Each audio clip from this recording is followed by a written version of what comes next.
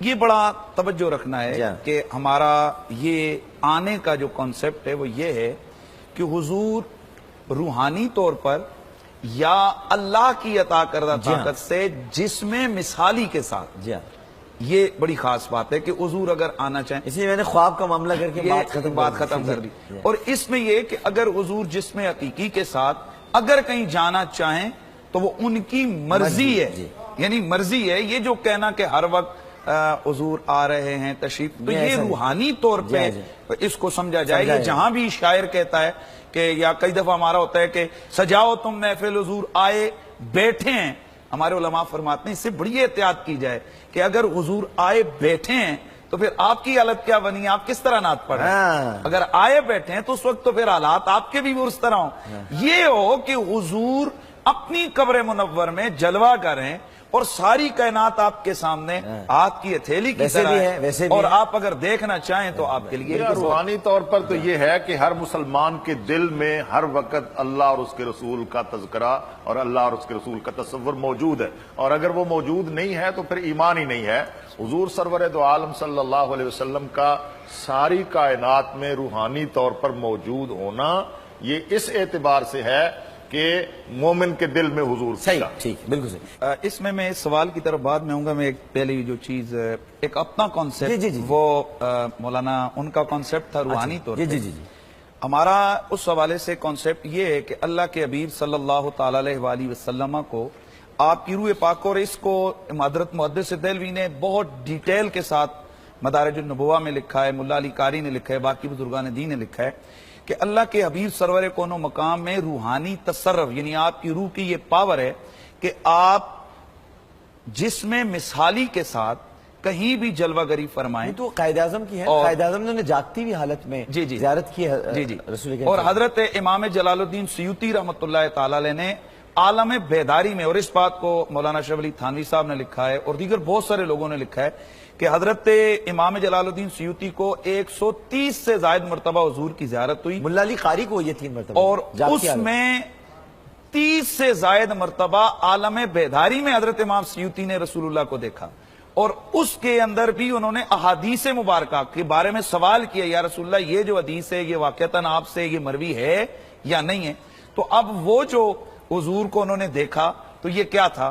یہ یقیناً جسم مثالی تھا، اور اگر حضور جسم حقیقی کے ساتھ کہیں جانا چاہیں اپنی تصرف کے ساتھ تو وہ اللہ نے ان کو طاقت عطا فرمائی ہے۔ تو جو اگلا آپ نے سوال جو فرمایا، یہ بہت اچھی بات ہے، ایک دوسرے کی بات کی تائید کرنی چاہیے اور ایک ایسا راستہ نکالنا چاہیے جس میں اتفاق ہو۔ اہل سنت والجماعت علماء دیوبند کا عقیدہ یہ ہے کہ حاضر ناظر ذات تو صرف اللہ تبارک و تعالیٰ کی ہے، کائنات میں اختیار کلی جو ہے وہ اللہ تبارک و تعالیٰ کو حاصل ہے، عالم الغیب ہونا یہ اللہ تبارک و تعالیٰ کی صفت ہے، اور اگر اللہ تبارک و تعالیٰ کی صفات کو اس طرح کسی اور میں مانا جائے تو اس سے شرک کا ارتکاب ہوتا ہے۔ جہاں تک تعلق ہے سرور دو عالم امام الانبیاء علیہ التحیۃ والسلام کا جسم مثالی کے ساتھ یا جسم حقیقی کے ساتھ یا روحانی طور پر موجود ہونا، یہ ایسی باتیں ہیں کہ اللہ تبارک و تعالیٰ اگر اپنے اختیار سے پیغمبر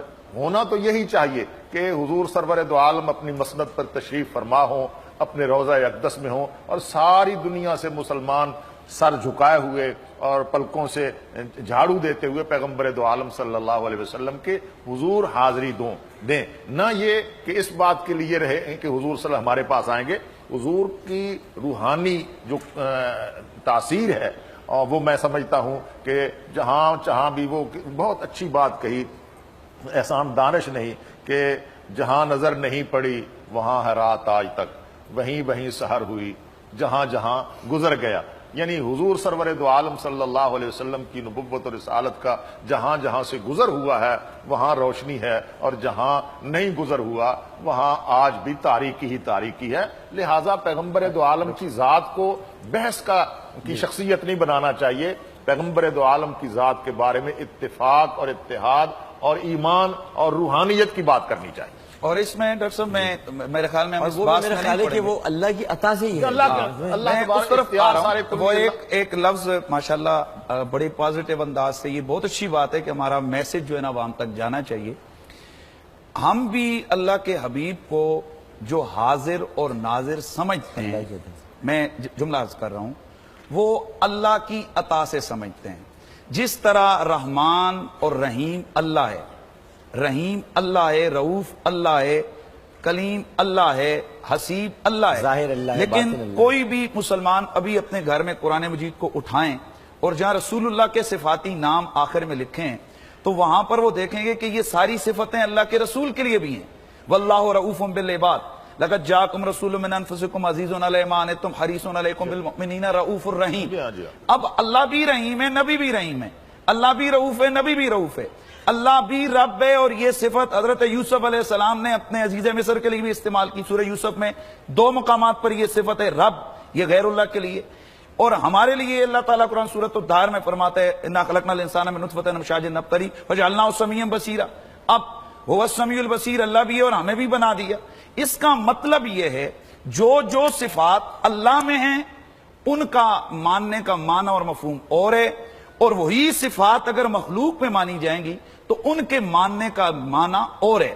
جب اللہ کے لیے یہ صفات مانی جائیں گی تو یہ معنی ہوگا کہ اس کی صفات ازلی، ابدی ہیں، قدیم ہیں اور اس کی ذاتی ہیں. اور مخلوق میں چاہے وہ نبی ہو، چاہے وہ ولی ہو، چاہے وہ غوث قطب ابدال ہو، اس کو جو بھی صفت عطا کی ہے وہ اللہ نے عطا کی ہے. اگر اللہ رحیم ہے تو ذاتی طور پر، نبی رحیم ہے تو عطائی طور پر، اللہ تعالیٰ اگر سمیع ہے تو ذاتی طور پر، اور نبی میری بات تھوڑی پلیز، اگر نبی اگر رحیم ہے تو وہ عطائی طور پر. اسی طرح اگر اللہ حاضر و ناظر ہے وہ ذاتی طور پر، اور نبی اگر حاضر و ناظر ہے اسے اللہ نے یہ طاقت عطا فرمائی ہے. یعنی ہم جب نبی کے لیے مان رہے ہیں خدا کی عطا سے مان رہے ہیں. تو جب خدا کی عطا سے ہم نے نبی، دیکھیے ہمارا یہ بھی عقیدہ ہے کہ ہم جہاں بھی ہوں ملک الموت کو پتا ہوتا ہے کہ کون کس وقت کس کی موت آ رہی ہے، وہ پہنچ جاتا ہے. اب یہ جو ملک الموت کو طاقت ہے یہ اللہ نے عطا فرمائی ہے. اور رہ گیا علم کا مسئلہ، یہ بھی یاد رہے کہ علم ذاتی، ازلی، ابدی، قدیم یہ خدا کی صفت ہے. علم ذاتی، ازلی، ابدی یہ خدا کی صفت ہے. اور ہمارا یہ نظریہ ہونا چاہیے مسلمانوں کا کہ نبی ہو یا ولی، جن ہو یا فرشتہ، اس کو جو علم عطا کیا ہے وہ رب نے عطا کیا ہے. اور ہمارے نبی کو کتنا عطا کیا؟ علمت علم الاولین والآخرین. حضور فرماتے ہیں لوگوں مجھے اولین کا علم بھی خدا نے عطا فرما دیے، آخرین کا علم بھی عطا فرما دیے. تو یہ حضور کی صفات ہیں. میرے خیال میں ہمیں یہ پازیٹیو گفتگو ایک میسج چلا گیا. اور میں اس میں ڈاکٹر صاحب ایک بات یہ بھی عرض کر دوں کہ ہم جس معنی میں مانتے ہیں نا، جس طرح امام جلال الدین سیوطی نے رسول اللہ کو دیکھا، جاگتے ہوئے دیکھا. میرا ایک سوال ہے کہ مصر میں امام سیوطی ہیں، حضور کو انہوں نے دیکھا اور یہ ایکسپٹڈ بات ہے، دیکھا. اور اسی طرح حضور بہت سارے کرامات بھی قائد اعظم کی مثال اور میں عرض کر رہا ہوں کہ دارالعلوم دیوبند میں تشریف ہے، جیسے بزرگوں نے وہ کہتے ہیں جی ہمیں دیکھا. میرا سوال یہ کہ وہ کیسے آئے؟ کہ جب آپ میرا دیکھیے نا پلیز، میں بات کو، میرے خیال میں ہمارا یہ وہ نہیں ہے، اسٹیج نہیں ہے. اسی طرح ہزاروں ایسے واقعات ہیں کہ حضور سید کونین کو دیکھا گیا. مثلا ایک شخص کو درود پڑھتا تھا، حضور نے اس کو بوسہ دیا تو سرکار نے فرمایا تو درود پڑھتے منہ قریب کر. اس نے شرم کے مارے کہ میں گناہگار، اس نے اپنا رخسار قریب کیا. جب وہ جاگا تو مولانا زکریا فضائل درود میں لکھتے ہیں 1 ہفتے تک اس کے رخساروں سے خوشبو آتی رہی. اب یہ خوشبو کا آنا یہ خاصہ رسول ہے. اب سوال یہ کہ اگر روح میں، دل میں پیار ہے اور خواب میں رسول اللہ نے اگر بوسہ دے دیا تو یہ خوشبو کہاں سے آئی؟ حضور ایک جنگل سے گزرے، وہاں سے خوشبو آئی، اور یہ واقعہ بھی مولانا زکریا نے لکھا. تو اس طرح یعنی ہمارا یہ مطلب ہے کہ ہم ہر وقت حضور کو یہاں جسمانی طور پر نہیں مانتے اور نہ مان سکتے ہیں. یہ بات میں کہہ رہا ہوں، نہ مانتے ہیں اور نہ مان سکتے ہیں کہ حضور ہر وقت یہاں اس طرح ہیں. ہم اگر ان کو مانتے ہیں، روحانی طور پر ہر وقت مانتے ہیں، اپنے تصرف کے ساتھ مانتے ہیں. اور اگر کسی اپنے گنہگار امتی پہ کرم کرنا چاہیں تو آپ کو اللہ نے وہ روحانی طاقت اور تصرف عطا کی ہے کہ آپ وہاں پر جا سکتے ہیں.